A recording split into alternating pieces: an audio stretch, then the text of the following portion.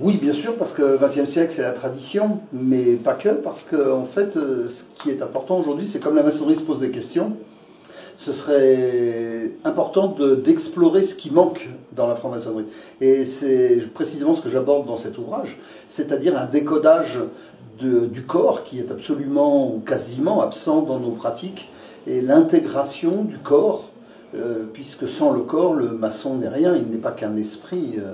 Un esprit sans le corps, que ce soit en maçonnerie ou ailleurs, ce n'est pas possible.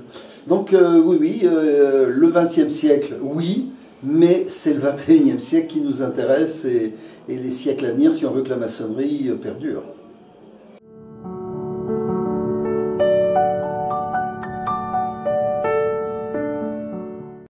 Ben, ils sont fondamentalement, je vais dire foncièrement, fondamentalement différents parce que nos éléments à nous reposent sur Empédocle et Thalès. Enfin d'abord Thalès, Empédocle ensuite et Aristote à la fin pour le cinquième élément. Mais nos quatre éléments, initialement, Empédocle les appelle des racines. C'est une racine, c'est statique. Or, la franc-maçonnerie et la vie en général ne peut pas être statique. Chez les Chinois, ce qu'eux appellent le Wujing, qui sont les 5 éléments, ils démarrent tout de suite avec les 5 éléments, eux, on les appelle des éléments, mais ce sont des mouvements. Donc c'est assez intéressant parce que toute notre pensée est basée sur l'héliocentrisme et le géocentrisme, c'est-à-dire l'humain, l'homme posé par la main de Dieu au centre d'une terre qui elle-même est au centre de l'univers. Or, on se rend compte évidemment que l'homme n'est pas le centre de l'univers, ou alors ça ne va pas durer très longtemps, parce que quand il n'aura plus de terre, eh bien c'est comme un maçon qui n'a plus de corps. C'est la vie qui s'arrête. Là, c'est la même logique. Chez les Chinois, ce qui est intéressant, ce n'est pas la racine, c'est la relation qui existe entre les deux. Ben, c'est précisément l'étymologie du mot écologie. Pour nous, l'écologie, c'est un bac jaune et un bac vert. En fait, dans son étymologie, l'écologie, c'est l'interrelation de tous les éléments différents qui nous entourent et qui sont dans la nature. Et la survie, c'est justement cet écosystème qui nous permet d'interagir avec des éléments différents. Eh bien, un maçon qui n'arriverait pas à interagir avec ceux de sa loge d'abord et avec le reste de l'humanité ensuite va avoir un problème. Et un maçon qui n'arrive pas à interagir avec son corps, parce qu'il n'intègre pas tous les éléments, va aussi avoir du mal à continuer une pratique pendant les 100 prochaines années.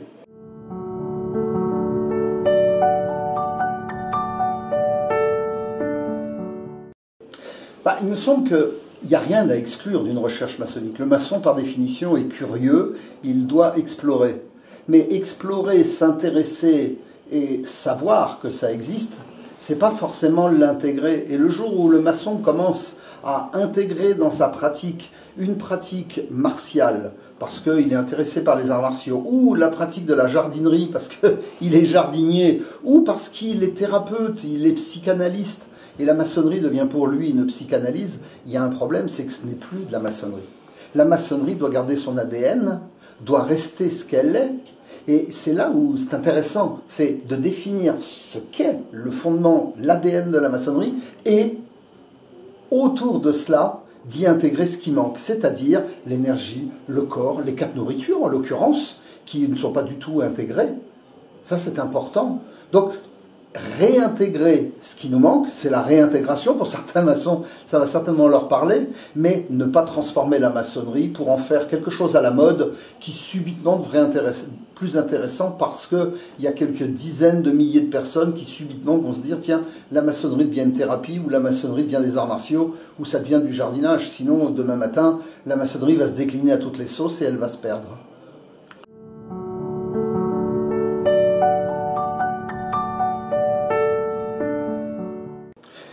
Pendant longtemps, on a cru, il y a eu un combat entre l'inné et l'acquis. Personne n'a réellement gagné cette bataille dans ce débat. Mais l'épigénétique nous a permis de comprendre que ce que nous pensons, ce que nous disons, ce que nous faisons, permet de reprogrammer différemment l'individu. Et ça me ramène d'ailleurs à cette notion d'identité de Michel Serres. Parce que Michel Serres nous dit l'identité, c'est quoi? Il y a une carte d'identité, mais sur ma carte, il y a mon prénom et mon nom. Est-ce que je suis Michel? Est-ce que je suis Serres? Non, parce que des Michel, des Miguel, des Michael, il y en a partout sur la Terre, Et je ne suis pas le seul, donc ce n'est pas moi. Et Ser, c'est Sierra, c'est la montagne, il y en a partout aussi, donc c'est pas moi. Est-ce que je suis mon métier? Est-ce que je suis ma religion? Maintenant, est-ce que je suis mon sexe? On voit bien que non. Donc qui suis-je? Qu'est-ce qui fait mon unicité, qui fait que je suis un être unique? Quel est mon ADN? Et ça, c'est ça qui est important. Et là, l'épigénétique nous permet justement, de par ce qu'on pense et grâce à nos outils maçonniques, ce n'est pas de reprogrammer, c'est simplement, là on comprend comment en avançant par le travail, on se programme pour révéler. La vérité que cherchent tous les maçons, c'est l'aletheia grec. Et aletheia, ça veut dire lever le voile sur ce qu'on a oublié. Parce qu'on a oublié, ce qui est à l'intérieur, c'est cette reprogrammation pour retrouver la voie juste. Et ce qu'on appelle le péché chez les chrétiens, qui est la petite tache noire sur le buvard, en fait, initialement, peccatus, ça vient du latin, et qui veut dire viser à côté de la cible. Eh bien, un maçon qui n'a pas son alignement, son centrage avec son fil à plomb au centre, c'est cet alignement, et c'est ça, en fait, l'épigénétique. C'est reprogrammer pour retrouver son centre.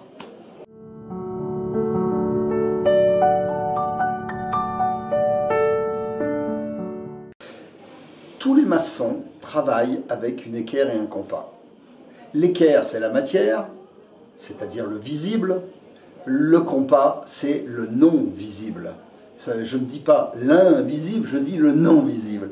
Eh bien, nos nourritures reposent sur les 4 éléments de la chimie, et ces 4 éléments de la chimie reposent sur 2 éléments visibles, 2 éléments non visibles. Eh bien, la nourriture, c'est la même logique. Il y a 2 nourritures solides qu'on teste et qu'on éprouve après nos travaux durant la GAP, la nourriture solide et la nourriture liquide, et à l'intérieur, on a, comme dans la chimie, 2 non visibles. Et ces 2 non visibles, c'est l'air et c'est la pensée. Lorsque le corps est mal nourri parce qu'il boit une eau empoisonnée ou une nourriture avariée, il tombe malade. Et bien quand le corps respire mal, ou quand il pense mal, il finit aussi par tomber malade. Le médecin chinois soignait le patient avant qu'il tombe malade. C'est-à-dire qu'en fait, il faisait de sorte, et il était payé pour ça, pour maintenir son patient en bonne santé. Patient. C'est patient de quoi?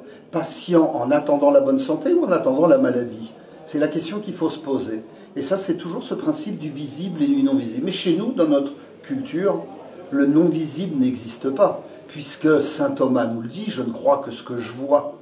Or, on sent tout. On sent ce qu'on voit et on sent ce qu'on ne voit pas. Et en maçonnerie, c'est précisément ce qu'on vient travailler durant nos travaux, le visible, le non-visible. Tous nos symboles sont là pour ça. Le ressenti, c'est une manière justement de confirmer que ce qu'on n'a pas vu existe. Je vais prendre un exemple très très concret, l'orateur. Il y a quelques minutes, une sœur est venue me voir en me disant « Que doit faire l'orateur ?» Mais l'orateur, ce n'est pas un secrétaire qui archive. L'orateur est là pour diffuser à la fin des travaux des conclusions. Et la conclusion, c'est précisément l'essence de ce qui s'est passé, non pas pendant la planche, mais pendant les travaux. Et on repart avec une goutte d'essence de parfum de quelque chose de non visible, mais ce sont justement les conclusions avec lesquelles nous repartons, comme on repart avec une essence de parfum qui va rester toute la journée. Eh bien, Franck Foucret, bravo pour ces réponses pertinentes et merci pour cet ouvrage que nous allons retrouver bien sûr sur iram.me et bien entendu sur 450 FM. À bientôt.